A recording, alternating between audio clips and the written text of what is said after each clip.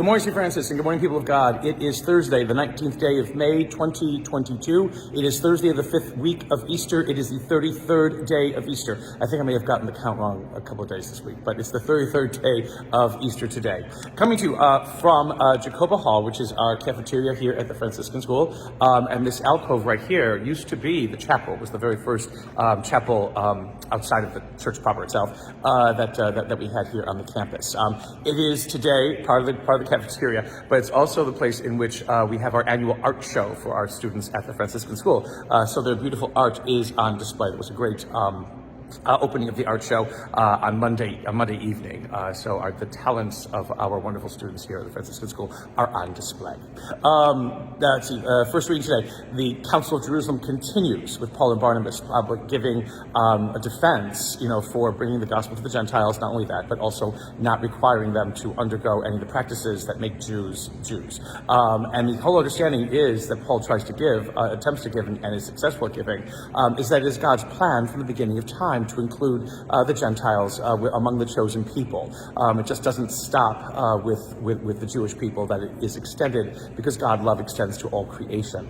It's the same kind of understanding that God plans a lot of things from the beginning of time and to include a lot of people. Now, again, this all, wonderfully kind of disengages, the whole idea of Jesus coming because somebody ate a piece of fruit at the beginning of time, because that really would only be something perhaps to concern the Jewish people and not anybody else. But here the call is to let all the Gentiles know, the non-Jewish people know the wonders and the glory of a God who walks among us, who continues to walk among us, who has walked among us, and how human history, again, has been transformed and has changed.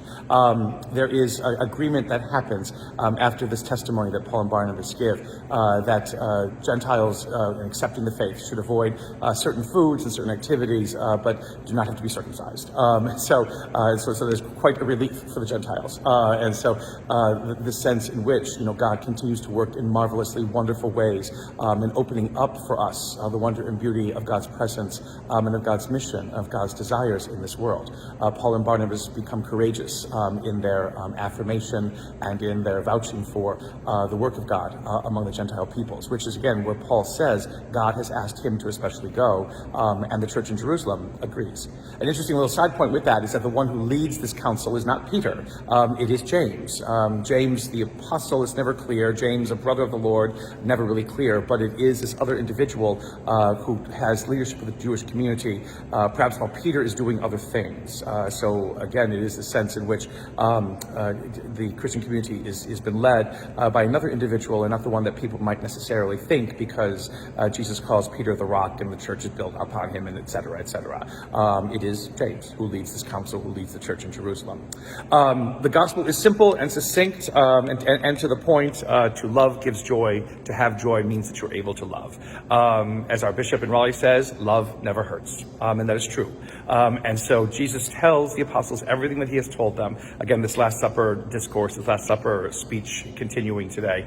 He tells them all these things, not so they might fear, not so they might feel as though there's a burden placed upon them, not so they might think that there's too much that they are not being asked to do and it is impossible to do. But Jesus tells them all of these things that they might have joy in their hearts, and that joy may lead to love, even greater love, the courage to love, the ability to love, the fierceness of loving, even when it seems ridiculous and stupid to do so. That love bringing joy is really, again, what we as believers in this world are asked to give and to continually give in our lives. It's that kind of love that allows the joy that is God's life, that is the life of this world, to shine through us in our actions and in our words. A continued blessed Easter, St. Francis and people of God. May the Lord give you his peace.